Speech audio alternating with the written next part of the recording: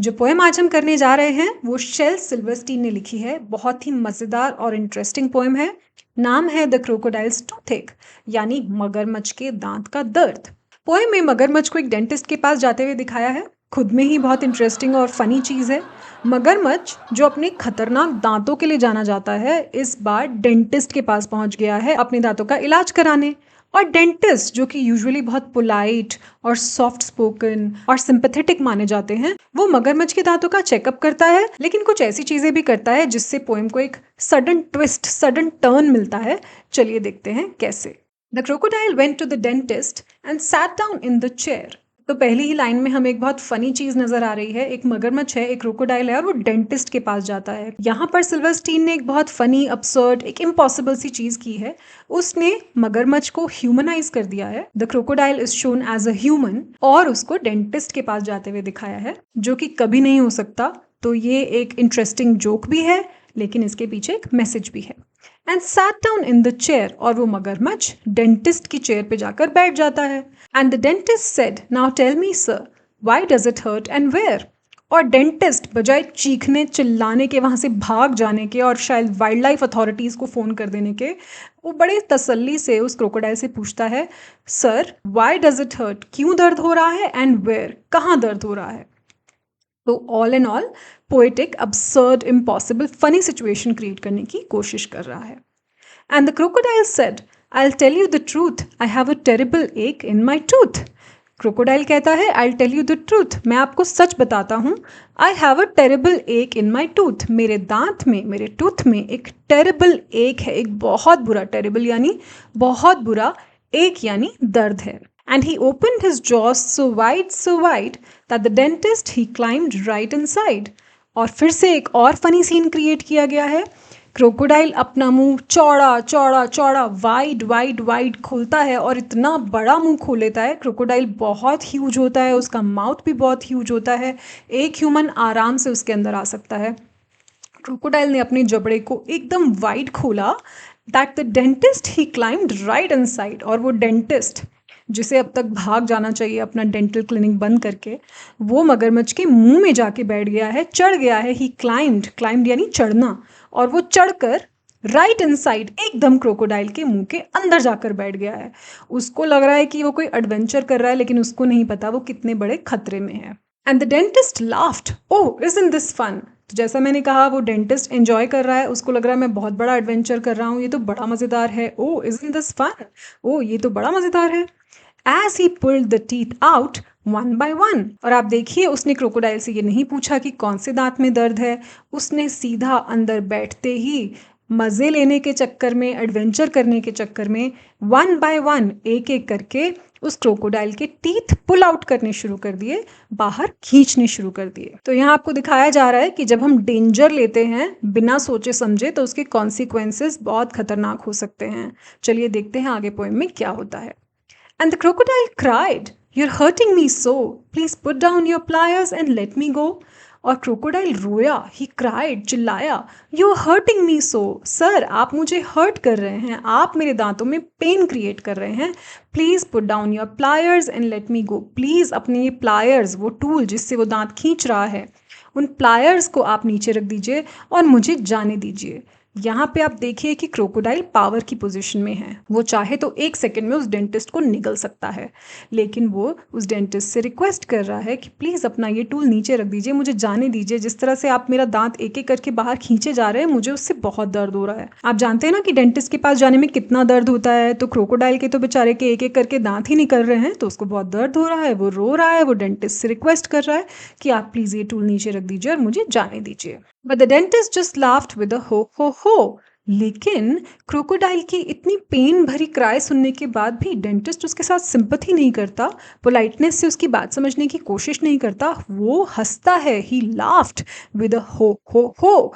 यहाँ पे हो से पता लगता है कि जो डेंटिस्ट की हंसी थी वो बहुत विलन जैसी, एक बहुत ही नेगेटिव, बहुत ईविल हंसी थी। यानी कि वो जानबूझ के उसका एक एक करके दांत निकालता है, उसके साथ सिंपैथी नहीं दिखाता, कोई इमोशन नहीं दिखाता, और कहता है, I still have 12 to go.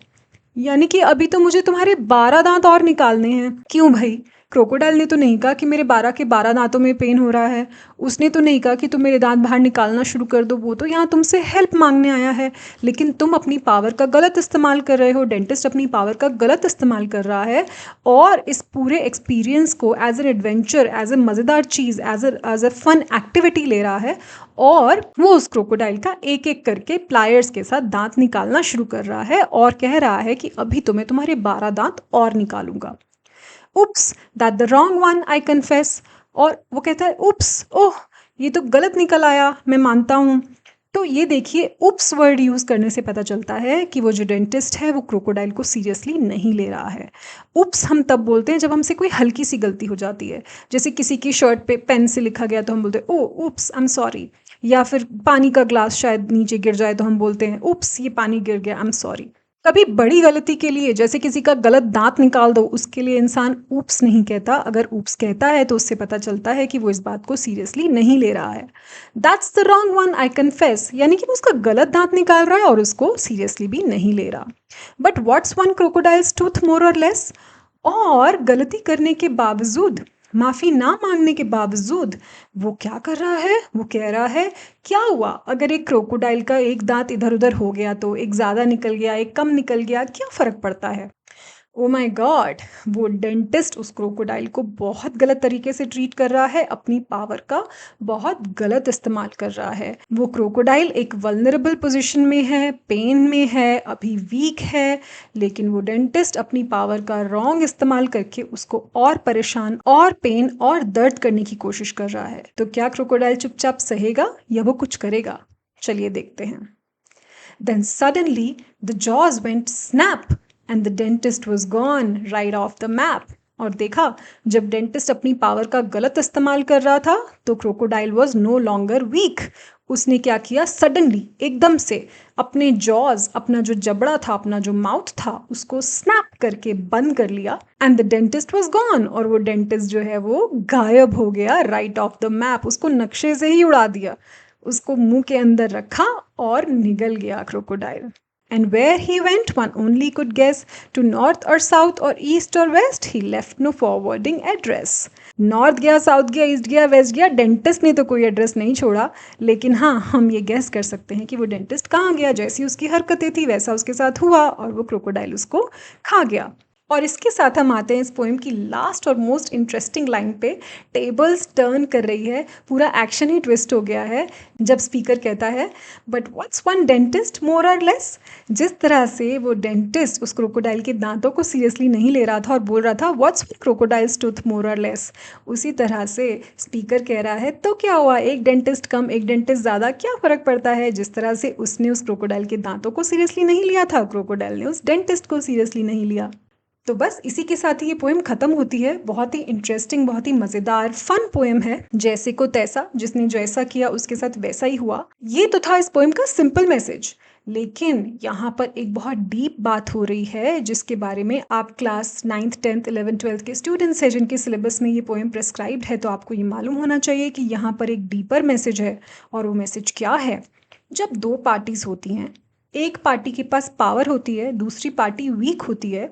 Powerful party जब वीक पार्टी को एक्सप्लॉइट करती है और सोचती है कि सिंस वो पावरफुल है तो वो वीकर पार्टी को कितना भी एक्सप्लॉइट कर सकती है। यहाँ मैसेज ये दिया गया है कि जिस दिन उस वीक पार्टी ने ये डिसाइड कर लिया कि वो अपनी पावर अपने हैंड्स में लेकर उस पावरफुल पार्टी पे अटैक करेगी, तो पावरफुल पार्टी नक्शे से गायब हो जाएगी। कहाँ जाएगी, नॉर्थ ईस्ट साउथ वेस्ट, किसी को उसका फॉरवर्डिंग एड्रेस नहीं मिलेगा।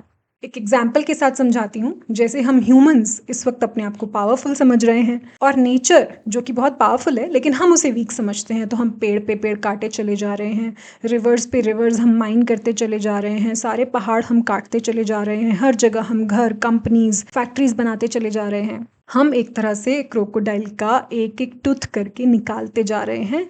और जिस दिन ये नेचर जो कि एक क्रोकोडाइल की तरह है, जिस दिन इसने अपने जॉज को स्नैप करने का डिसाइड किया, उस दिन हम ह्यूमंस नक्शे से गायब हो जाएंगे, ईस्ट वेस्ट साउथ नॉर्थ, हमारा कुछ मालूम नहीं पड़ेगा कि हम कहाँ गए। तो इसीलिए कभी किसी को वीक और वल्नरेबल नहीं समझना चाहिए। पावरफुल होने के बावजूद वीकर सेक्शंस को सपोर्ट करना चाहिए, ना कि उनको वीक समझ के और एक्सप्लॉइट करना चाहिए। यही इस पोएम का सेंट्रल आइडिया है, इसका मैसेज है। तो आई होप आपको ये पोएम समझ में आई होगी। अगर समझ में आई तो प्लीज़ सब्सक्राइब बटन दबाइए और पोएम को लाइक और शेयर कीजिए। अगर आपने बेल आइकन अभी तक नहीं दबाया है तो प्लीज़ बेल आइकन दबाइए। हो सकता है आपके सिलेबस की नेक्स्ट पोएम जल्दी ही मैं अपलोड करने वाली हूँ। तो इसी के साथ ही ये वीडियो खत्म होती है। Thank you so much for your time. Have a great day.